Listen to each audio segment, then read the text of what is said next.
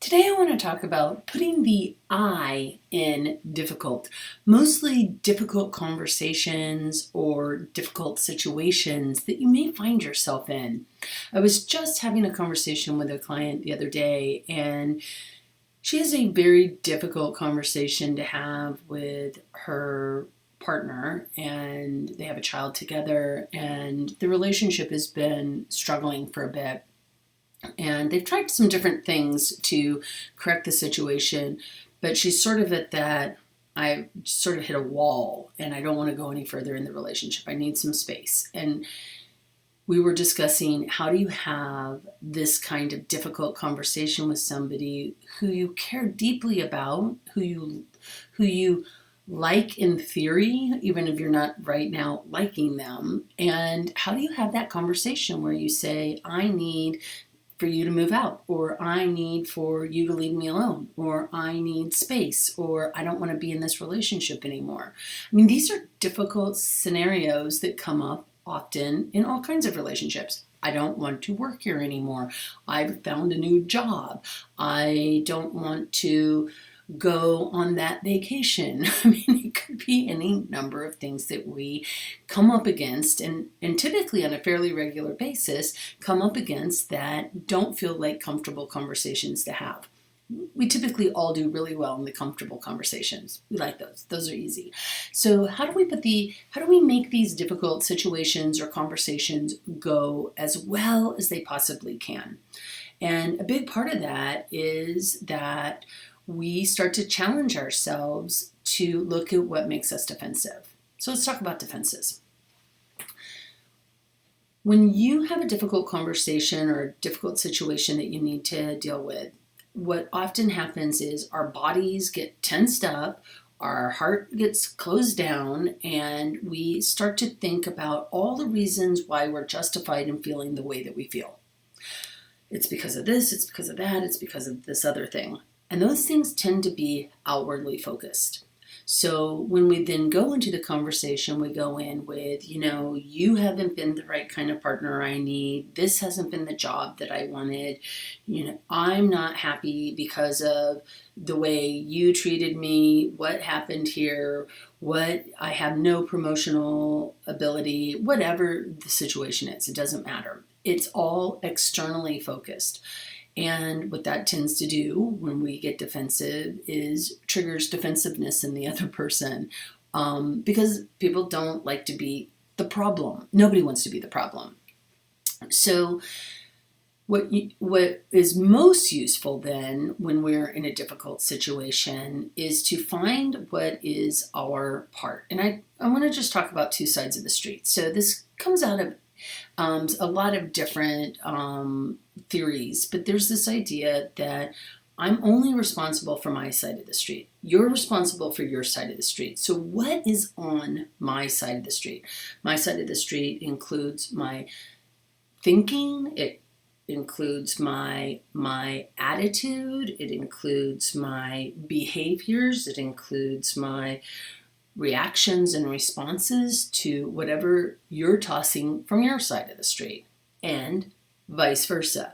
So when challenged with a difficult situation and we've both been activated for our defenses, it is really important that we stay very clear about our side of the street. I'm not even worried about your side of the street right now. I'm only going to take care of my side of the street. And so this really requires us to do something quite unique, which is to take ownership for what is true. What does taking ownership for what is true look like? It looks like me speaking for myself. So in the conversation that I was having with this client, it looks like, it looks like I need space, not because of anything that you've done wrong. You're a really good parent. I want us to be able to be good parents together.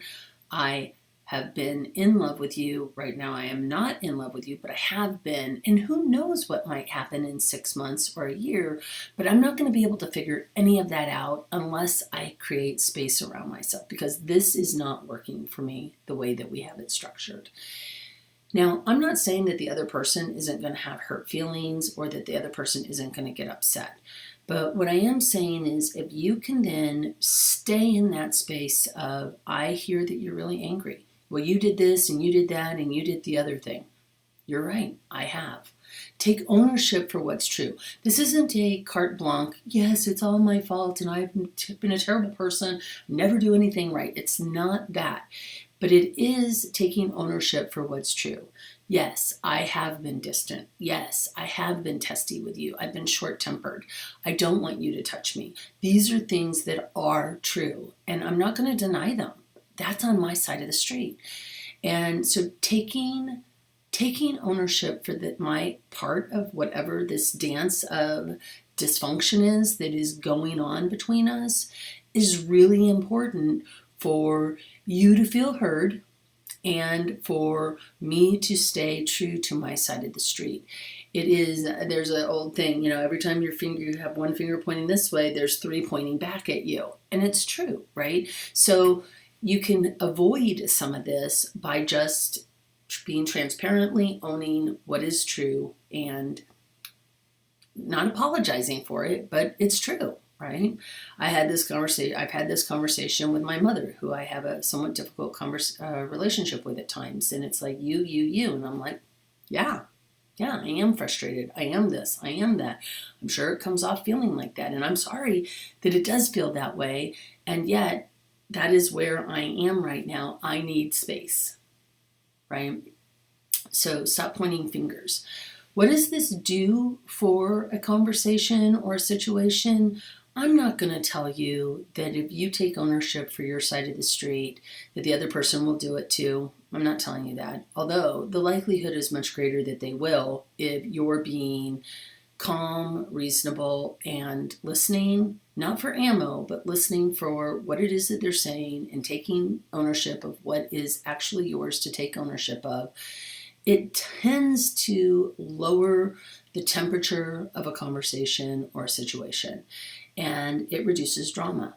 And as soon as you can start to reduce the drama, people start to think about things. You don't have to this is really important.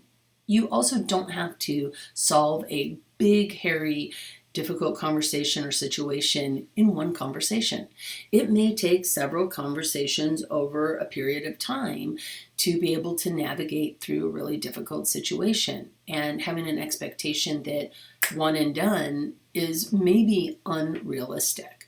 So again, I'm not going to promise you that it will all go swimmingly well and nobody will get upset, but I will tell you that when you look at your odds on a situation calming down or exploding, taking ownership for your side, owning the I in difficult will serve you far better than pointing your finger and saying you. Cheers. Hope that helps. Talk to you soon.